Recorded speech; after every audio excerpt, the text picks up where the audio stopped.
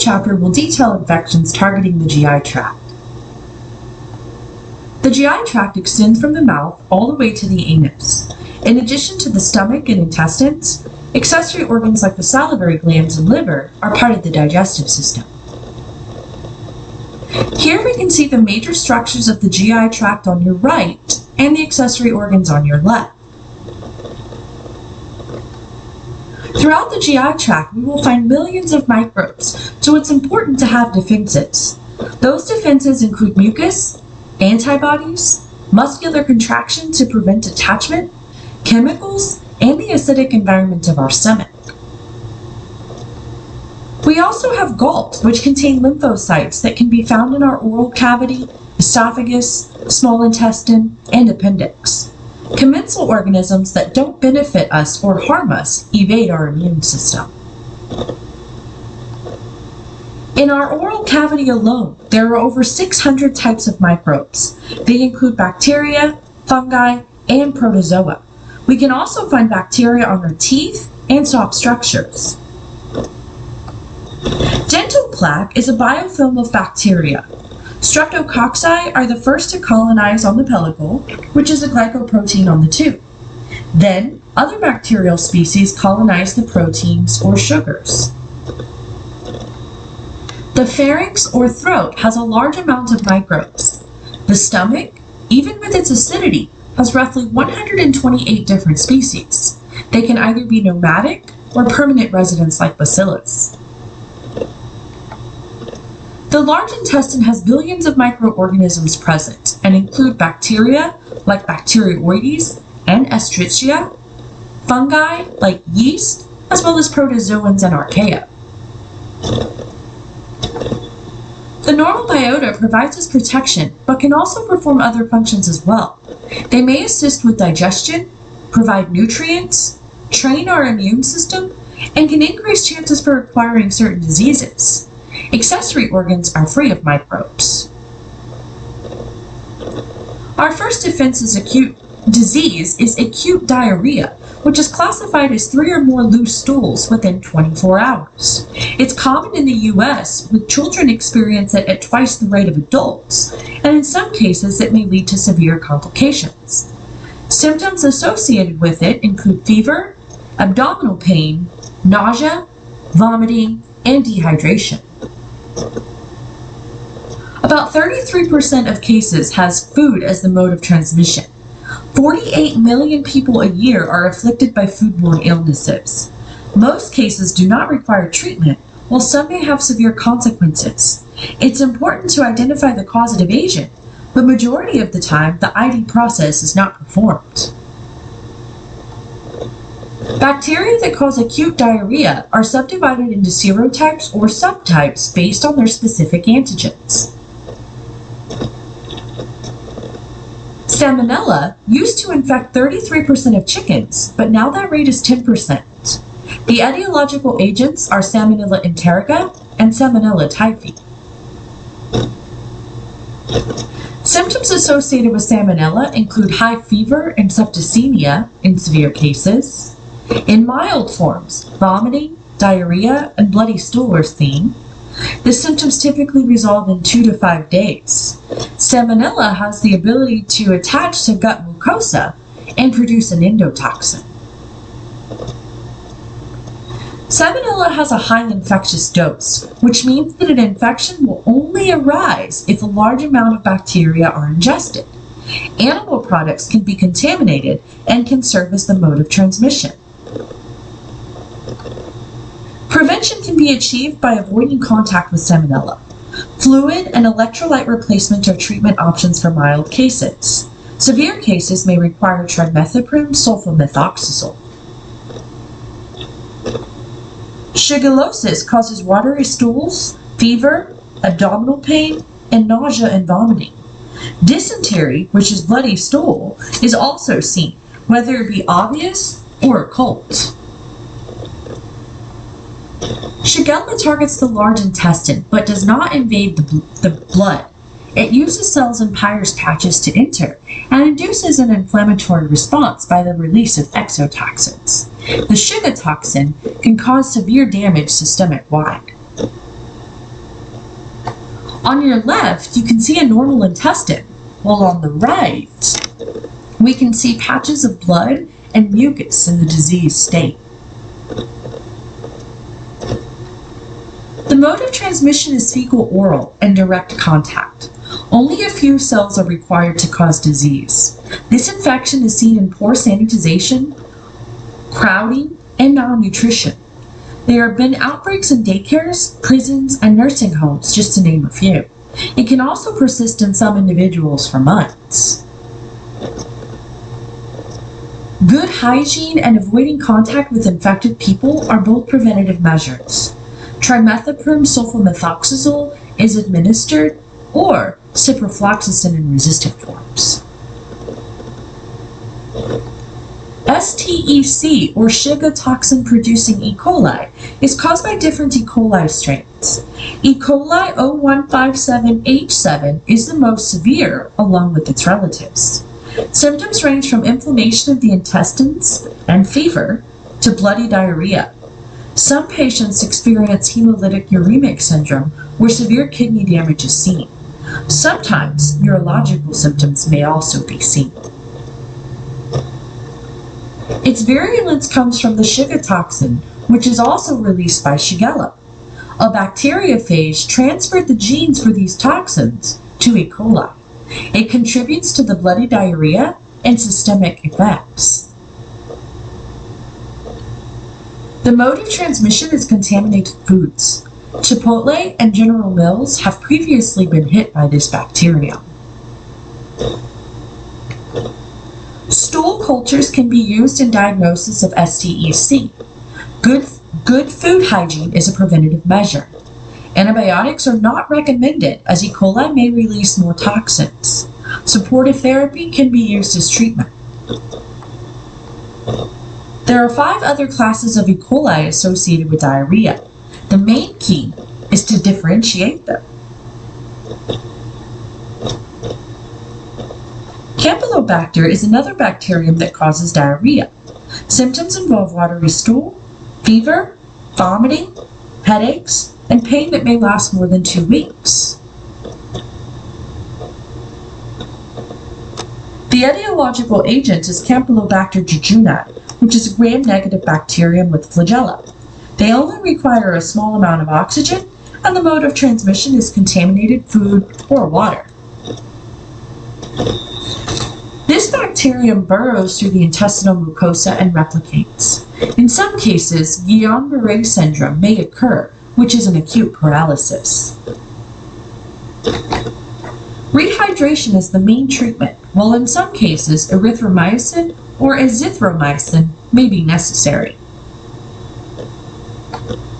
Clostridium difficile, or C. diff, is an endospore former that's part of our normal biota. It causes pseudomembranous colitis and is caused by overuse of antibiotics. This bacterium also releases toxins that cause death of cells in the walls of the intestine. B shows a mild form, while C shows a severe form with the pseudomembranes. Symptoms include abdominal cramps, fever, and increased white blood cells. The colon becomes inflamed and sloughs off, forming the patches called pseudomembranes. Left untreated, death can occur. The majority of cases are healthcare associated. If a patient is on antibiotics and symptoms appear, the first thing to do is stop the antibiotic. Metronidazole can be given in mild cases, while vancomycin is administered in severe cases. Disinfection and infection control are vital in the clinical setting. Vibrio cholera is a bacterium that causes cholera. It may have a short or long incubation period. Vomiting and excessively watery feces are seen. The feces are described as rice water stool. Some patients lose a significant amount of fluid, which causes a drop in blood volume, acidosis, and potassium depletion. This leads to cramps as well as severe thirst. Low blood pressure, high heart rate, as well as cyanosis may be seen. If untreated, Death occurs in less than 48 hours, and it has a mortality rate between 55 and 70%. Cholera has a very high infectious dose, meaning a significant number must be ingested to cause disease. Vibrio attaches to microvilli and replicate, and can produce a cholera toxin. Cholera is often transmitted in warm climates, and the bacterium can survive in water for a long time. Cholera has a high morbidity and mortality rate and affects millions in endemic regions. In areas where cholera is not found in high numbers, the mode of transmission is through water and food contaminated by carriers. It is uncommon here. Clean water supplies can help to prevent cholera. There is a vaccine for travelers and those in endemic regions. Treatment is fluid and electrolyte replacement. The World Health Organization developed an oral rehydration therapy that can restore patients in 4 hours. This greatly benefits areas that don't have medical facilities. Here in the US, antibiotics may be administered. Rotavirus also causes diarrhea. It's responsible for 50% of cases. The mode of transmission is the fecal-oral route through contaminated foods and water, along with fomites. Babies who don't have maternal antibodies have the greatest risk for mortality. Symptoms include diarrhea, fever, vomiting, dehydration, and shock. Repeated infections may impede growth. In adults, most cases don't require treatment. The norovirus is the second most common cause of hospitalization from foodborne infections, even more illnesses than Salmonella. The mode of transmission is via contaminated food and water. Watery diarrhea may last for up to 5 days, along with vomiting and fever. Treatment is fluid and electrolyte replacement. If an individual experiences severe nausea and frequent vomiting with diarrhea, then food poisoning should be suspected. It should also be suspected when people who share the same meal experience the same symptoms, as well as experience these symptoms quickly. It may be caused by different types of bacteria. Food poisoning is known as intoxication, as the symptoms are intense with a short incubation. S. aureus is just one bacterium that can cause food poisoning. Transmission occurs from ingestion of contaminated foods, often cream-based. The bacterium begins to produce the toxin in the food, and the toxin is directly ingested, which leads to a very short incubation. The toxin targets the nerves and the GI epithelium, causing cramps, nausea, vomiting, and diarrhea. Most of the time, it's a 24-hour bug and does not require treatment other than fluid replacement. Bacillus cereus is a spore former and is commonly found on vegetables. It produces 2 toxins which lead to both diarrhea and vomiting. The mode of transmission is through contaminated foods like fried rice that's been left warm for a long time. The diarrheal form is also associated with contaminated foods. Proper food handling can help to prevent this food poisoning. C. perfringens is another bacterium associated with food poisoning. The spores may contaminate all types of foods. As the foods cool, the endospores germinate and the bacterium replicates. This is often seen when food is not refrigerated. If the food is not properly reheated, the bacterium enters the intestine and produces an exotoxin, leading to abdominal pain, diarrhea, and nausea relatively quickly. Recovery is typically quick. C. perfringens can also cause a type of enterocolitis. Chronic diarrhea lasts longer than 2 weeks. Irritable bowel syndrome and ulcerative colitis aren't caused by a microbe, but it may be an altered biota that causes them. AIDS patients may suffer from this, with opportunistic pathogens causing it. Giardia is caused by the protozoan Giardia lamblia. This guy causes chronic diarrhea, abdominal pain, and gas. Oftentimes the stools have a greasy appearance. On the ventral surface of the organism, we can see flagella as well as a suction cup which enables it to attach to the intestinal surface. The cyst of Giardia can survive months and can contaminate food and water, which is the mode of transmission. It has an infectious dose of 10 to 100 cyst. Animal vaccines are available, and it's recommended not to drink from freshwater sources. Tinidazole and nitazoxanide can be used as treatment. Entamoeba histolytica is an amoeba that causes chronic diarrhea. It rotates between the trophozoite and cyst stage. The trophozoite form moves using pseudopods and lacks typical organelles other than a large nucleus. The cyst form is protected and contains clusters of ribosomes. Here we can see the trophozoite in A and the mature cyst in B. During the encystment stage, cells are created and differentiate into trophozoites. In E, we can see the attachment of the trophozoite to the mucosa. The targets of amoebiasis include a variety of organs. Enzymes are released that can dissolve tissues and leave ulcers. Symptoms include bloody stool, abdominal pain, fever, and diarrhea. Hemorrhaging may also arise. Amoeba can invade the peritoneal cavity and target the liver, causing necrosis and swelling. It may also target the lungs and other systems, although rare. It's harbored by carriers who shed the cyst in feces. The mode of transmission is ingested of contaminated foods or water. This infection tends to be higher in tropical regions and is seen where night soil is used to fertilize crops. It's literally human feces that's used as fertilizer. Here in the US, the prevalence is low.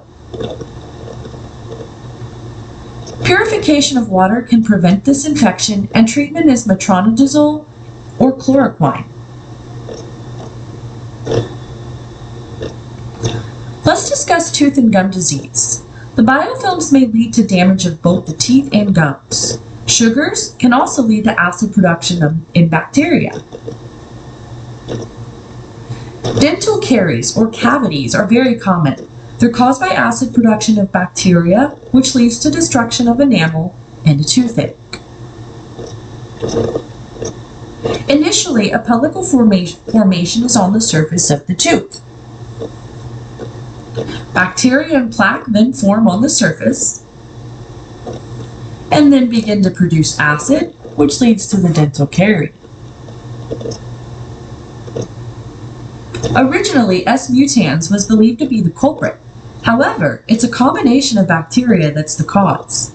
Without carbohydrates, bacteria can't cause decay. In the presence of carbohydrates, the bacteria adhere to the surface of the enamel. If plaque is not removed by brushing or flossing, a cavity will form. With thicker plaques, more acid can be produced. Fillings may be necessary, or removal may be necessary if the tooth is destroyed. The mode of transmission is through direct contact. Prevention is achieved by limiting sugar intake, brushing and flossing, and fluoride in water and toothpaste. Treatment is removal of the diseased material and a filling. Periodontal disease is very common. This occurs through bacterial colonization along with inflammation. Gingivitis is the early stage of gum disease where swelling and bleeding of the gums are seen. Pockets also develop between the tooth and gum. If neglected, gingivitis leads to periodontitis and bone resorption may occur, along with tooth loss. In 1, we see a normal tooth. In 2, we see tartar buildup, inflammation, and a small pocket. In 3, we see late-stage periodontitis with inflammation, bleeding gums, and bone loss.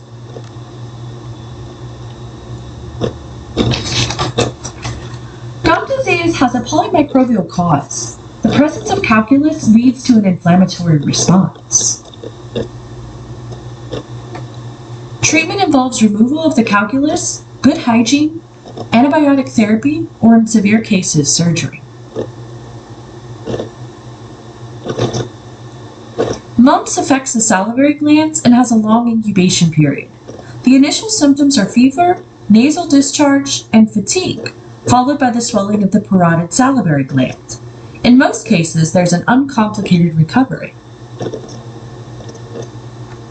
In up to 30% of cases, mumps may occur in the epididymis and testes of men. The mode of transmission is through salivary and respiratory droplets. Treatment is merely symptomatic. Mumps can be prevented with the MMR vaccine. Gastritis and ulcers are caused by the bacterium Helicobacter pylori. Interestingly enough, a physician drank a large amount of the bacteria to prove it caused ulcers. Gastritis is an inflammation in the lining of the stomach that leads to sharp pains. Ulcers are lesions or holes in the stomach or uppermost intestine. Some symptoms also seen include bloody stool or vomiting. The bacterium is also linked to stomach cancer. The bacterium burrows through the mucosal lining and produces urease that neutralizes the acidity in the stomach. It was once believed that certain foods caused ulcers, but they merely exacerbate the situation. The mode of transmission is through direct contact and the fecal-oral route. Over-the-counter drugs may alleviate the symptoms, but antibiotics like clarithromycin and metronidazole are recommended. Hepatitis is an inflammation of the liver and necrosis of hepatocytes. It often leads to jaundice, which is the yellowing of the skin caused by excess bilirubin. It's caused by a wide variety of viruses. We will be discussing hepatitis A, E, and C. Non-infectious scenarios like alcoholism can also cause hepatitis. Hepatitis A and E are both caused by viruses and are transmitted via the fecal-oral route. In pregnant women, hepatitis E can cause a 10 to 30% mortality rate. Most cases are asymptomatic or just flu-like symptoms are seen. Some cases lead to swollen livers and jaundice. These two viruses are not associated with cancer. Many recover with no complications. Hepatitis A and E are seen in areas with poor sanitation. Infections can be caused by close contact, improper food handling, contaminated shellfish, intercourse, and travel. Hepatitis A can sometimes be spread via blood. Children are common victims in some countries, while here in North America, most cases occur in adults. This is not a chronic infection. There is a vaccine for Hep A, and protection can also be achieved by passive immunization, although it's only short-term protection. Hepatitis C is known as the silent epidemic. Millions are affected in America alone. The symptoms don't appear for years. We saw decreases for a short period, but haven't seen drops since 2003. Hepatitis C can lead to liver failure. Hep C can be a chronic condition with up to 80% being infected indefinitely. In some cases, no symptoms are seen. The Hep C virus is linked to cancer.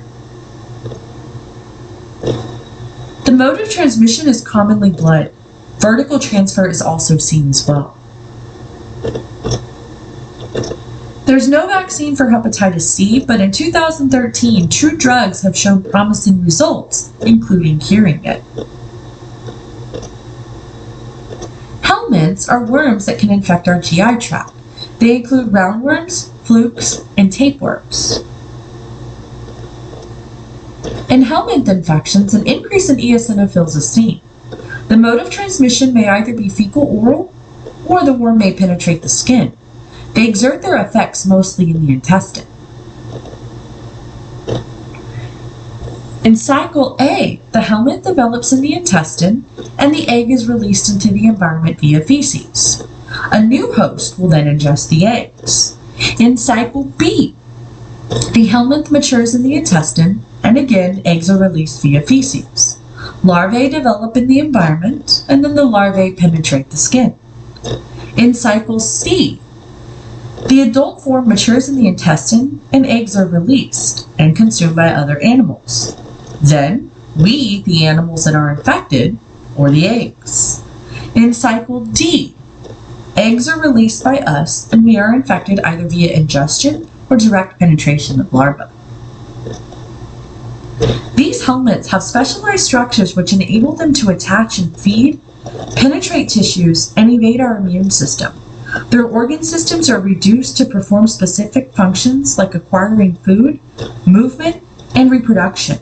It's our immune system response that causes the most damage. A definitive host is where we find the adult, whether it be us or another animal. The intermediate host is where we find the larval form. Diagnosis is typically done with the O and P test, or looking for ova or parasites. Levels of eosinophils can also be determined. A patient's travel history is also taken. There are no vaccines, but in areas where helminth infections are common, prophylactic or preventative measures can be taken. Since a helminth is eukaryotic, careful development of drugs must occur. Some drugs target metabolism solely associated with worms, while others prevent motility. Some cases may require surgery.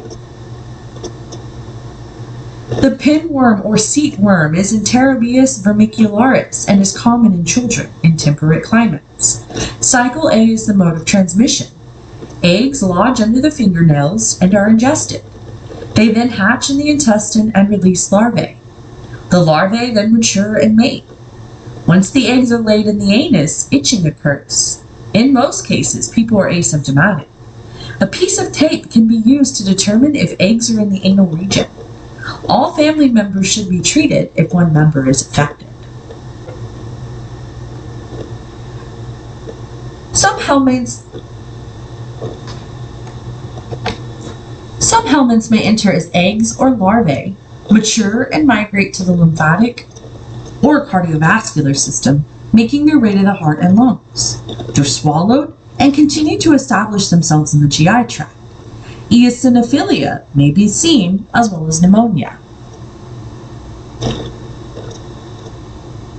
Taenia solium is a tapeworm with hooklets and suckers for attachment. Humans are infected by cycle C, ingestion of worm eggs. The eggs hatch in the small intestine of pigs.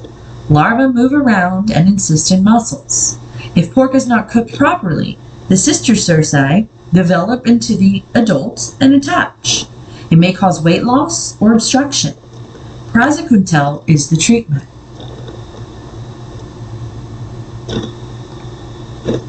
Schistosomiasis is where liver swelling is seen along with eosinophilia. It's caused by a fluke of the Schistoma genus. It can invade intact skin. It can lead to enlargement of the liver and spleen. It may also travel to the nervous system and cardiovascular system. The Cercaria phase is released by snails and can burrow into us. We are the definitive host and release the Myristidium phase, which infects the snail. Once it gets in, it hides from our immune system and can stay forever. Life cycle D is the mode of transmission. It's common in 74 countries and is the second most prominent disease caused by a parasite, next to malaria.